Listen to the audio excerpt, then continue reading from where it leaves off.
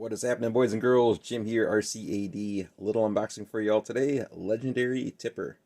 Who knew? That Legendary made a tipper truck. They also make the Legendary Buckster front end loader, and they do make an excavator as well. Very similar to the U.S.A 1592 excavator, except I think the 1592 might be just a little bit better than the Legendary one. Otherwise, very similar to the 1592 excavator. Let's check out the dump truck here. Once again, not much going on the box. This should go pretty quick as far as unboxings and things of that nature. What we see on the cover is what we see, just the truck. Not much on this side, just our disclaimers. Moving around to the other side, nothing over here other than replacement parts available at www.legendary.com, ages 14 and up. Nothing on the top of the box, just more box art as it wraps around the top half of the box. So not much going on up there. Let's flip around to the back half of the box and see what that looks like. Looking at the back half of the box, once again, not much to see back here. Just a picture of our dump truck or our tipper truck, box raised up slightly. Picture of the transmitter. And other than that, it just looks like a dump truck sitting on the surface of the moon. So let's crack open the box and see what she looks like in real life. Alright, cutting the tape.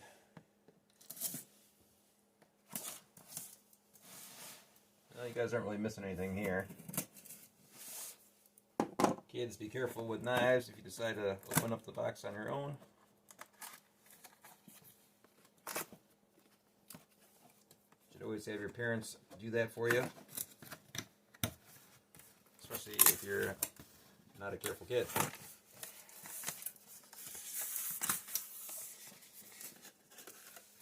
Alright, getting her all folded open. Let's kill the flash here. Claim your free product. Get extra protection for your equipment and your charging location. The Legendary Fireproof Bag is explosion and flame resistant. Legendary is giving away a fireproof bag with every purchase. So there we go. You can get a free LiPo storage bag with every purchase of a Legendary product. So that is pretty cool right there. Getting ready to pull the machine out here. They've got it kind of facing the other way. Let's spin this around right quick here. See if I can get into this without destroying the foam.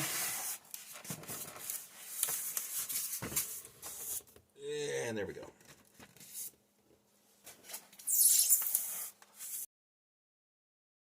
Taking a look at the transmitter, not very fancy here. Very basic, up, down, left, right. So your throttle, your steering, no trim knobs. These are all false. We have our tipper down, our tipper up. Lights, sound.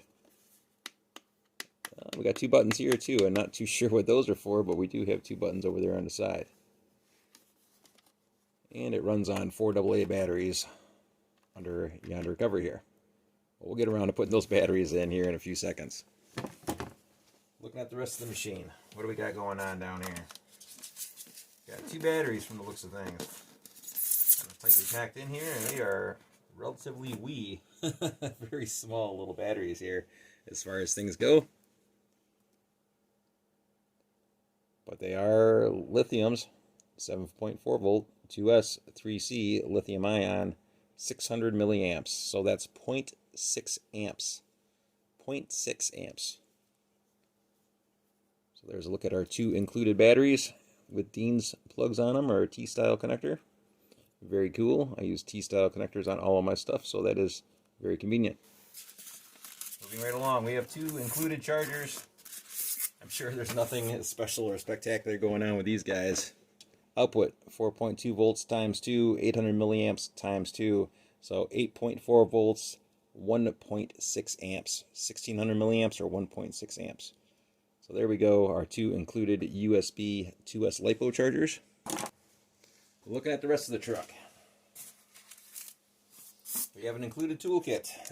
Very basic toolkit here. Just a Phillips screwdriver there, and it appears that we have some knobs for the transmitter and some screws. So apparently our transmitter doesn't have any knobs on there as of yet. So the knobs need to be put onto the transmitter.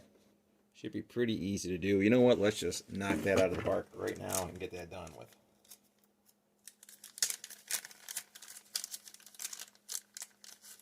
One, installed. 2, installed. Along with our included hardware, which is just not wanting to come out of the bag. Make sure that that is sitting in place.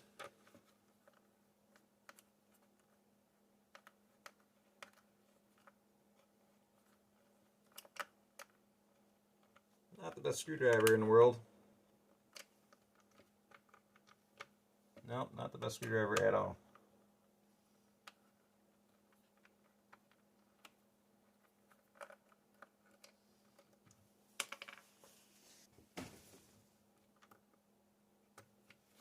Let's step it up on our screwdrivers here. The little one that they included.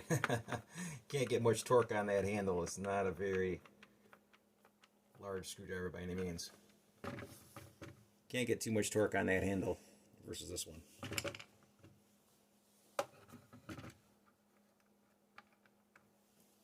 I just kind of gave that knob a little spin there to make sure that it's fitting down into its groove where it needs to be sitting in.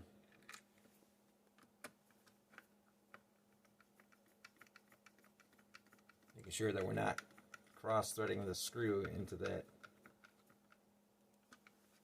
stem there. And there we go. We have our ends connected or attached. Right, moving on to the rest of the vehicle. Nothing on the back of the box that I can see.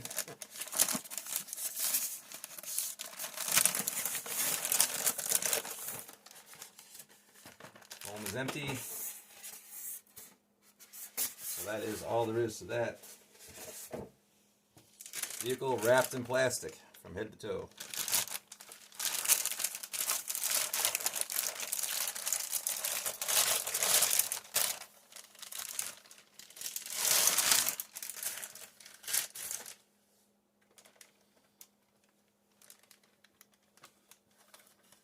There she is. Right off the bat, what's metal, what's plastic? We have a rubber mirror here, plastic cab, plastic dump box,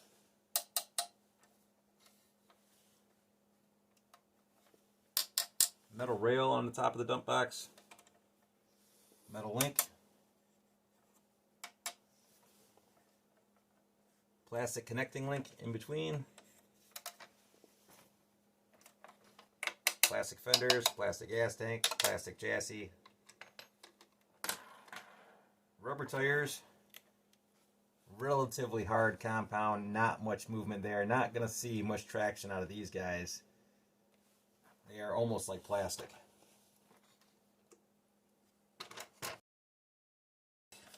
Our gate, that's plastic. Plastic gate on the back. Metal framing. So with the framing going around the dump truck is metal. Gate's plastic. Linkage for the dump box is plastic. Links themselves are metal. Couple taillights down here. Looks like we're leaking some oil or something back there as well. Everything else plastic across the board. Flipping around to the underside here. Not much as far as suspension and things of that nature go. Really no suspension on this vehicle whatsoever. All plastic across the bottom once again.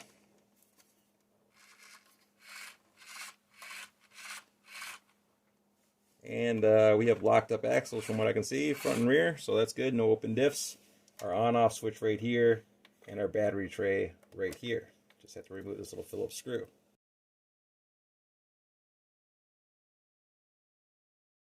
Now let's get some basic measurements on this in overall length. Back of the box, just guesstimating here, roughly 17.5 inches. Overall height to the top of the box, just under 6.5. Right around 6 3/8 to our top rail. Width on the box, 4 5/8 inner diameter. So right around 4 5/8 on the inside, 5 3/8 to the outside. Box length, we are right around 11 1/4 from right here to right there.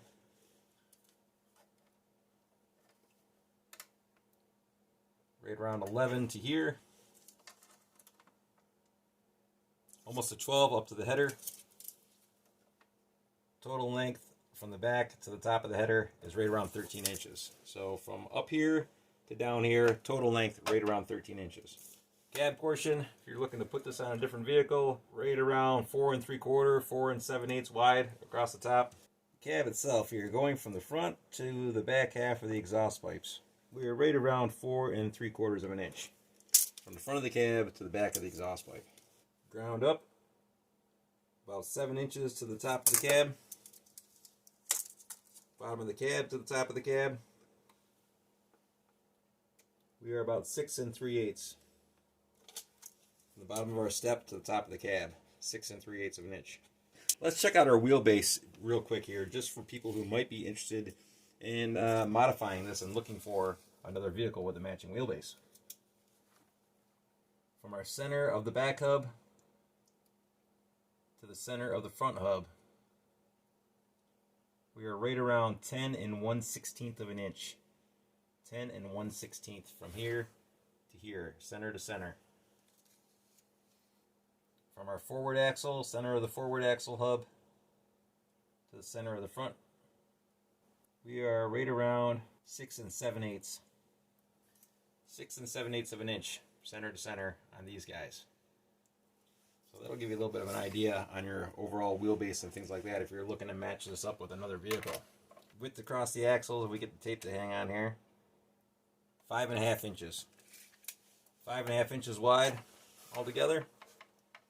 So if you wrote those measurements down, it's 5.5 wide by whatever long and whatever long. So there you go on that. So there is some basic measurements with our overall length, our box length at the bottom, box length at the top, overall box length from the header to the tailgate, width of our cab across the top, width of our cab going this way, height of our cab, how big it is in case you want to put this on a different vehicle. Maybe you put this whole setup on a 6x6 for instance and have a nice 6x6 dump truck. That would probably be a good idea. Two-wheel drive is probably not going to get it done out on the adventure course, especially with these little tires. Which is pretty much why I was doing all that measuring, because our little tires here, the treads are pretty much non-existent. Tread depth is very shallow.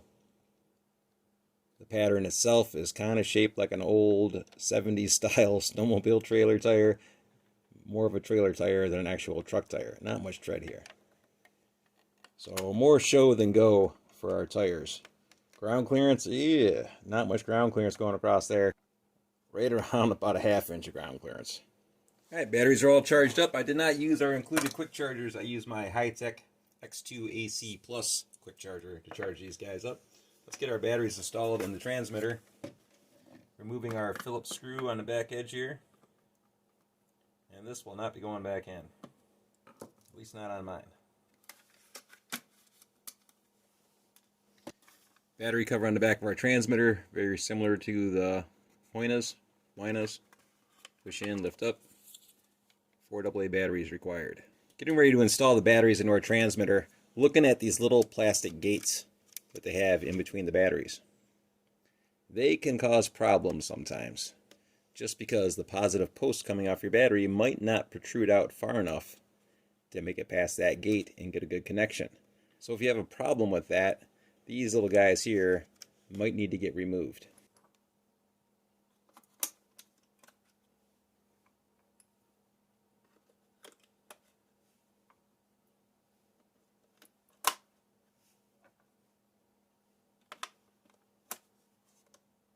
Okay, negative to negative, positive to positive, all the way across the board. Installing our battery cover on the back half. And we're all good to go. All set. Vehicle. Our battery cover is right here on the side. So I want to lay this thing on a block of foam or something so we don't mess up the vehicle.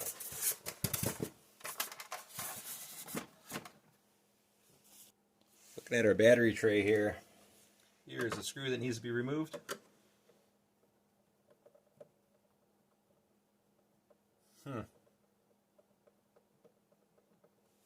Stripped out.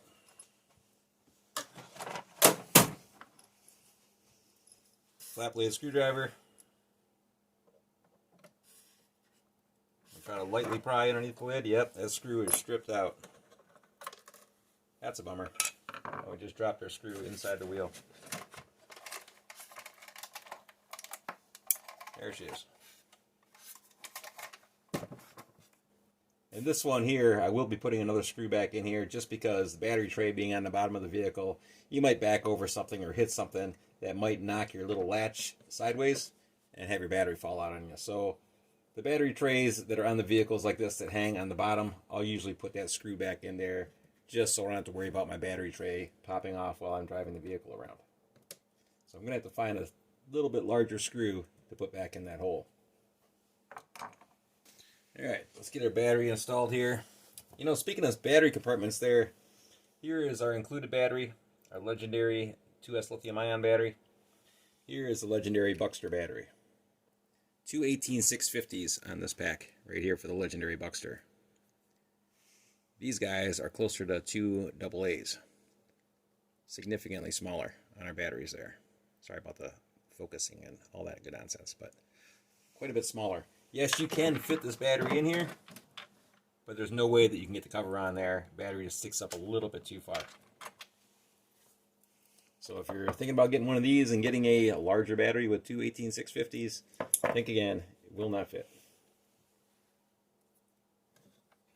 Hook up our battery, plugging in our Dean's or T-style connector. Usually try to find the best way to route the wires in here with the battery. A lot of movement in here with the battery. I might come in here after the fact with some little blocks of foam and just kind of block this thing off a little bit so it's not going to be rattling around on the underside of the vehicle.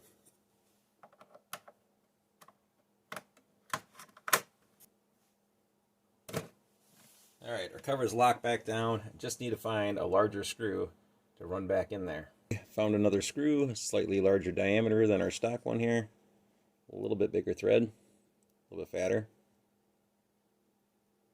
So that is what we're going to replace this one with.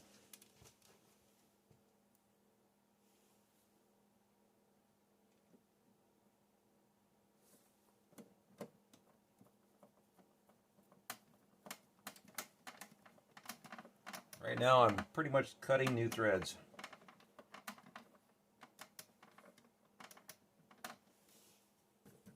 We're all good to go. Alright, let's get her all powered up here. Turning on the vehicle's power. Right there. Turning on our transmitter. And our vehicle is running.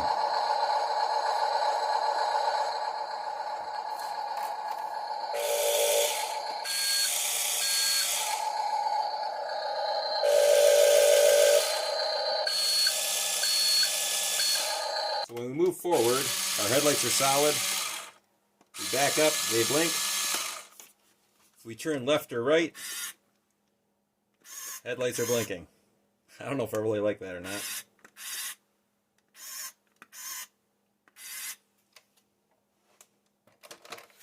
Looking at the tail lights. Forward, lit up. Blinking in reverse. Turning to the right. Turning to the left. Now if we have the sound on, I believe it gives you a turn signal as well.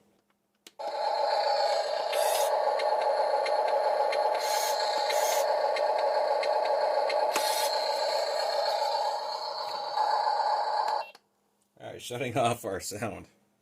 Let's see how the box works. This would be raising it up. This is lowering it down.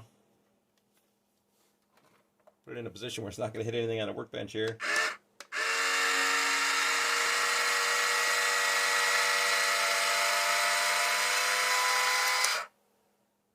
That's moving pretty slow.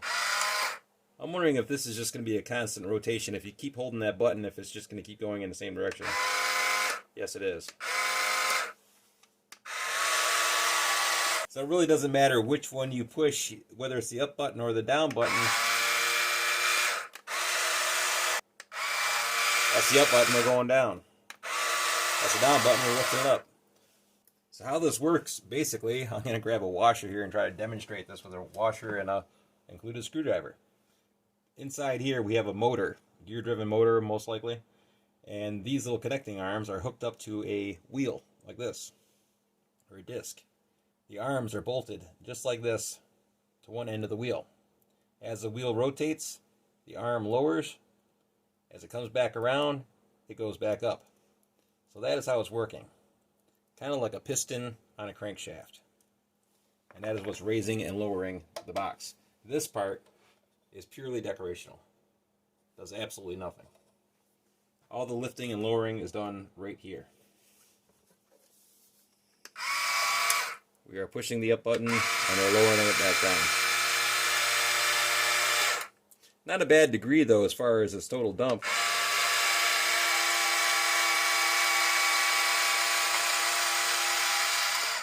That's at its highest point. It's not too bad. I'd imagine stuff will slide out of the back of that, depending on how wet or dry it is.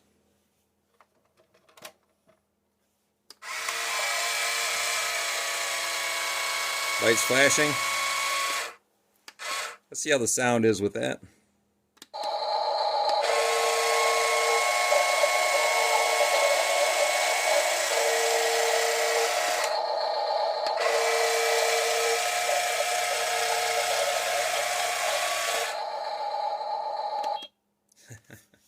Well, I can tell you in all reality, it doesn't sound like that in real life when you're driving a dump truck. I drove a dump truck for years, and it don't sound like that. There is our sound on the Laegendary tipper.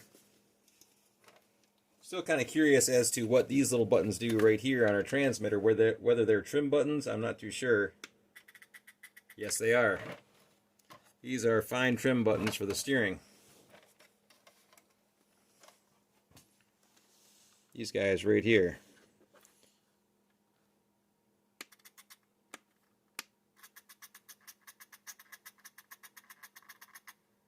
There we go.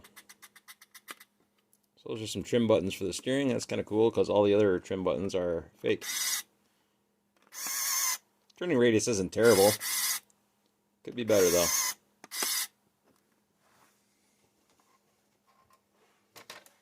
Size comparisons here. U.S.A 1550. U.S.A. Laegendary tipper.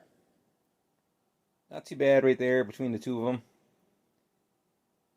Cab is right around the same size. I'd imagine a truck cab is pretty close to the 1550s as far as scale size.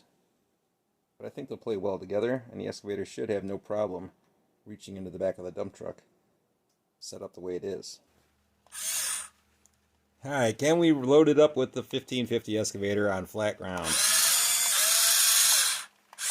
1550 once again has been modified. Boom up all the way. No problem with clearance. We've got about a... Well, I can get my finger in between here. So we've got some good clearance there as far as things go on flat ground and whatnot.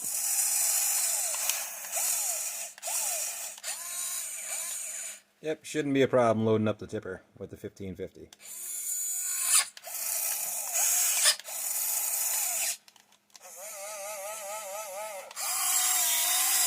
Next. Alright, our next contestant, the U.S.A 1593 excavator, and our Laegendary tipper. Laegendary tipper's cab is a little bit bigger than the 1593. Probably closer to the 1550 cab than on the 1593. But they should play well together. Let's see if the 1593 can reach into the back of the tipper on flat ground. Alright, keying up our 1593 excavator. Can she reach? Oh, I don't think so. I don't think we're going to be able to make it. Nope, not quite enough height out of it. And we're coming up just a little bit short on that one. Not quite enough height to get into the back of the truck. And it stands to reason that the U.S.A 1580 is going to be the exact same way.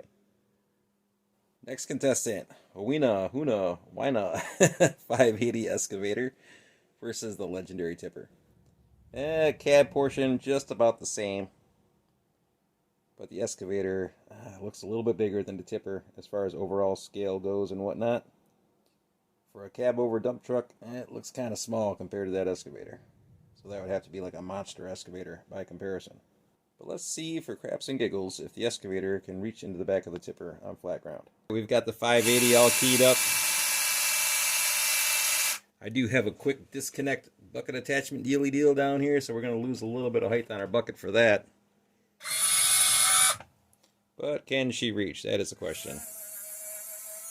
Oh no. Definitely not reaching into that. Nope, we are sitting a little bit low on that one. That is for darn sure. So 580 is definitely going to need a little bit of a pad to sit on if it's going to be loading up the Legendary tipper. Yeah, we've got coming up a few inches short there. We need to come up at least 2 inches to clear the side of that truck. So we're definitely not going to be loading it up with a 580, at least not sitting on flat ground. The Legendary Buckster versus the Legendary tipper. Wow. That front end loader is gigantic compared to that dump truck. Cab, just about the same size. That truck is really low to the ground and pretty narrow compared to that loader. Loader is dwarfing the dump truck by quite a bit. But they'll still play well together, because that loader could be considered like a gravel pit size loader. And those guys get pretty darn big. Overall width, yeah, we can see that that loader is just a wee bit wider than the truck. Not by much. Inch and a half, almost 2 inches wider. So the loader is pretty big once again compared to the dump truck. Let's see if the loader can load the dump truck while sitting on flat ground.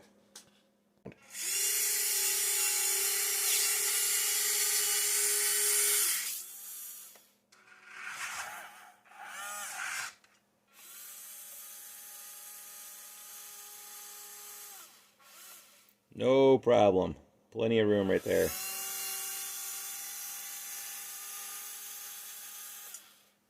Bucket is up as far as it'll go.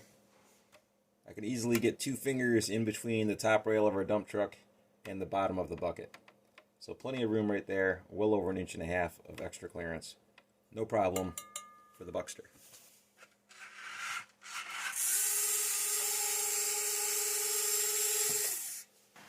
And now it's raining. So here's a good look at our truck, a little close up on our vehicle. Good looking vehicle, really. I like it. I like the color on it. Kind of a break from our Howena Wina yellow. There's a red vehicle out there. Blends in nicely with the Legendary Buckster loader. Sharp looking vehicle. Coming around to the other side. A lot of detail on the grill, really, for what it is. Pretty good detail there. As far as working lights, just these outer ones. Inner ones are just decorational. Everything else is decorational on the front. Have our air filter sitting on top of the cab there. Once again, all decorational, of course. Air tanks down the side for air brakes. Hydraulic tank sitting right there if it had actual working hydraulics. But really, not a bad looking vehicle. Plastic wheels. Looking at our wheels, I believe you can remove these wheels. I think this little center cap right here will actually pull out the small circle part right there. Might need a little pick or a scratch awl or something to get in there to pop that out. And it probably won't look the same after you remove it, but I believe you can remove these wheels. Looking at the back of the vehicle, into the bed of the truck, all plastic once again. Plastic header, plastic bed, metal rails on the sides, plastic tailgate, metal framing rails around the outer edges. Everything else is plastic once again.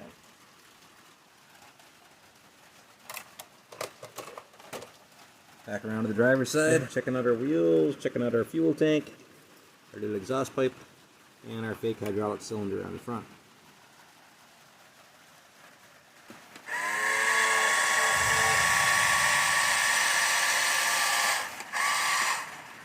Box all the way up in here.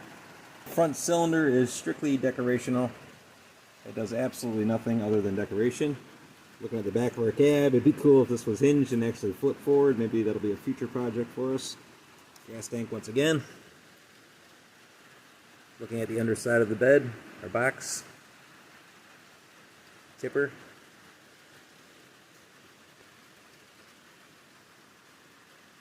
And at our lift system right here.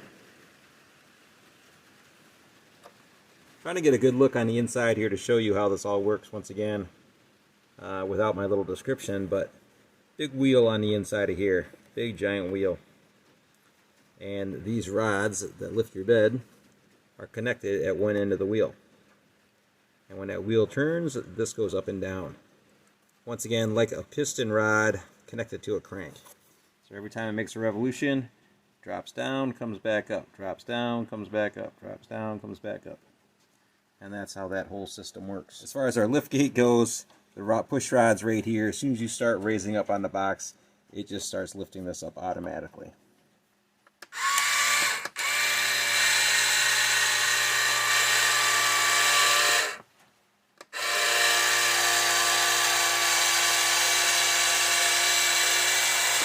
So mechanically operated with these guys.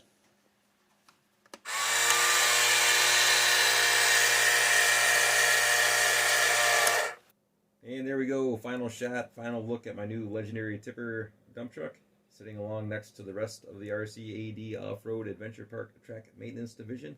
Maintenance Division getting larger and larger, and it's getting tougher and tougher to fit all these guys in on camera at the same time. Legendary tipper, pretty cool little truck. It's cool that we can load it with the 1550 on flat ground with no problem. We can load it with the Legendary Buckster on flat ground with no problem. That's cool. It is pretty much a clone or a direct ripoff, you know, from the other company there. But one of the reasons that I went with the Legendary versus the other brand was just the fact that the vehicle ran on a 7.4 volt lithium ion or 7.4 volt lithium polymer battery. And the other brand, I could be wrong, but I believe it runs on a 4.6 volt or 4.4 volt or something like that. So I kind of wanted to go with the 7.4 volt, 8.4 volt system versus the lower voltage system. Definitely not a bad little vehicle, especially for the price. Order that directly from Legendary. Don't quote me on prices here, but I paid less than $115 US out the door with free delivery, and it showed up in less than a week's time, so no complaints about that. But that's going to do it, everyone. Very much appreciated for y'all sticking around and watching the video. As always, questions and comments are always welcome, and we will see you all on the next one.